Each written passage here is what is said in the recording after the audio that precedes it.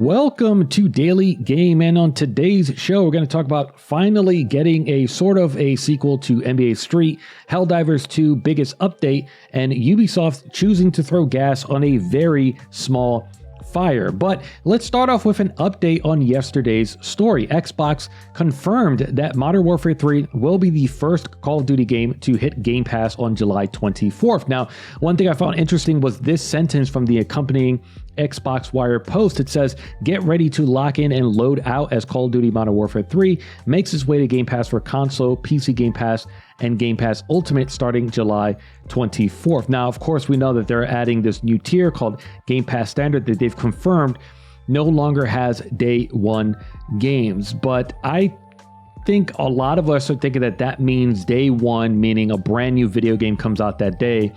But this sentence might imply that this might also affect older games that are being added to Game Pass for the first time. I just find it weird that they specifically listed those three tiers, console, PC Game Pass, and Game Pass Ultimate, instead of just saying coming to Game Pass, which would encompass every tier so far, plus this standard tier that they're rumored to be adding next month. It's just kind of weird that they chose to put all that in there instead of just saying Game Pass if Modern Warfare 3 would also be coming to standard. Now, of course, that's not confirmed. I'm just taking a wild guess here, but that would be extremely lame of them if that's actually what's going to happen with Game Pass Standard, but we'll have to wait and see.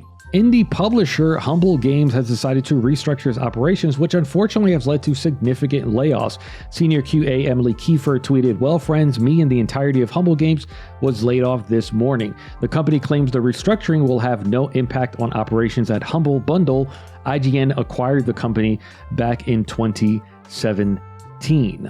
Pretty horrible news to hear. Hopefully they land on their feet very, very soon.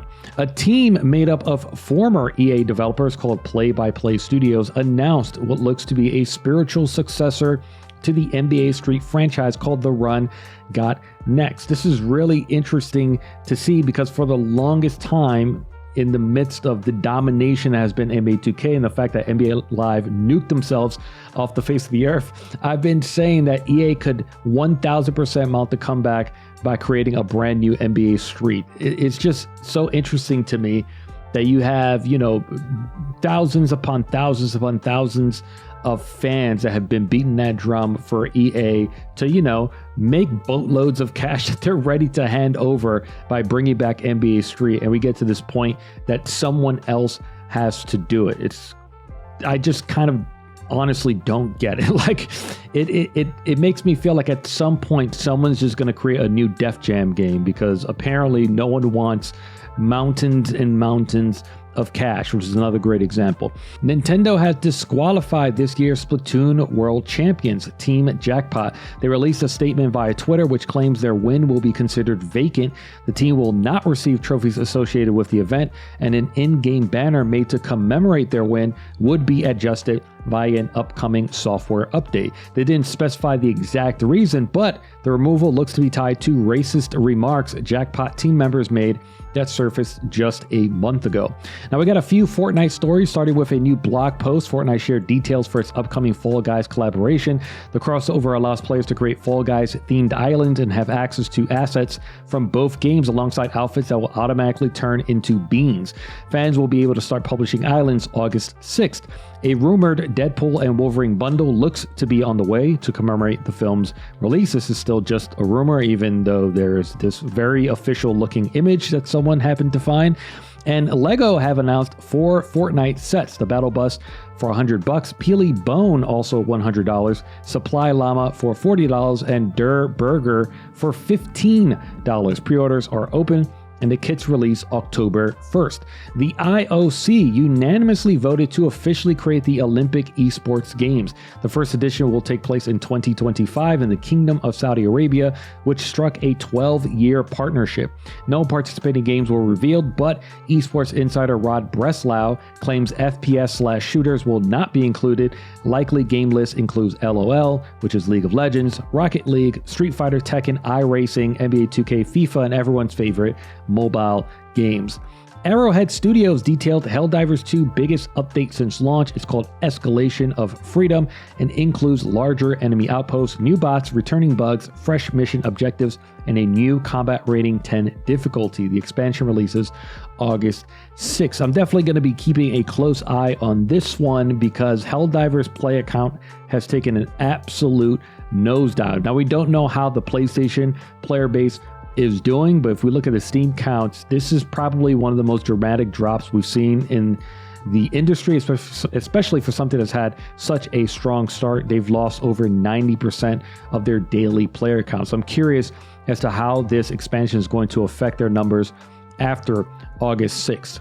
During its shareholder meeting, Capcom commented on physical game releases and said, quote, "Given that a significant number of end users demand physical games, we do not expect to eliminate physical products." During the 2023 financial year, Capcom announced that 90.1% of its sales were for digital titles, which it forecasts will reach over 93% during the current financial year. I think a lot of us, including myself, do. Well, I can't say a lot of us. I feel like we're going towards the minimum, but a good number of us still prefer physical titles. So it's good to hear from publishers that they want to continue supporting physical titles. I still kind of think it's a matter of time until our industry goes digital only, but I'm happy to see Capcom come forward and confirm this. In that same meeting, Capcom addressed a question about Mega Man and said, quote, "Mega Man is one of our highly valued IPs, and we are considering how to create games for it on an ongoing basis." This has been a massive surprise given sort of this bit of a resurgence that we've seen from Capcom within the last 5, 6, 7 years, that Mega Man has sort of been, in a sense, left in the dust. And we see them taking a lot of sort of risks. You see the risk taken with Exo Primal, with Kitsunigami, which both of those, we know that Exo Primal did not do well. Kitsunigami doesn't appear to be doing very, very well. Maybe they made their money back. Maybe they got what they wanted out of it. It didn't look like such a super high budget type of game. We see, Dead Rising coming back, Monster Hunter getting a lot of focus, Resident Evil, of course, doing so well for them. And it just feels like Mega Man has been left in the dust. They haven't really touched that franchise in such a long time. And I'm surprised that at the very least they haven't jumped into, I don't know, turned Mega Man into a roguelike or something like that, which I kind of don't think they should.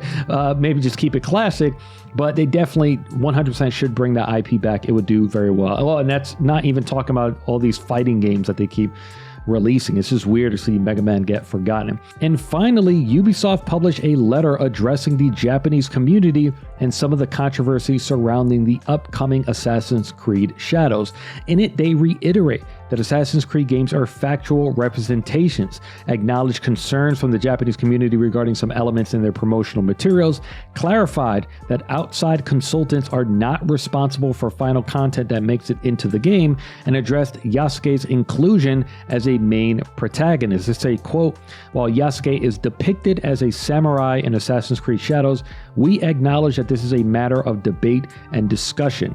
We have woven this carefully into our narrative, and with our lead character, the Japanese shinobi Naoe, who is equally important in the game, our dual protagonists provide players with different gameplay styles." This is definitely one of the dumbest and most unnecessary statements I've ever seen come out of a company. It will definitely do more harm than help. I understand them wanting to acknowledge concerns about the promotional materials. Got it. They want to address the concerns about consultation. Okay, you want to touch on that. There was no reason for you to reiterate that Assassin's Creed games are factual representations. Let me let you in on a little secret, Ubisoft. 100% of your consumers by now, Assassin's Creed, the franchise, haven't existed for this long. They understand how these games work. They know they're factual representations. They know how your team works. You guys pick a period of time. Within that period of time, you pick real historical figures. That's where the history ends, okay? We all know the Pope does not have magical powers, okay?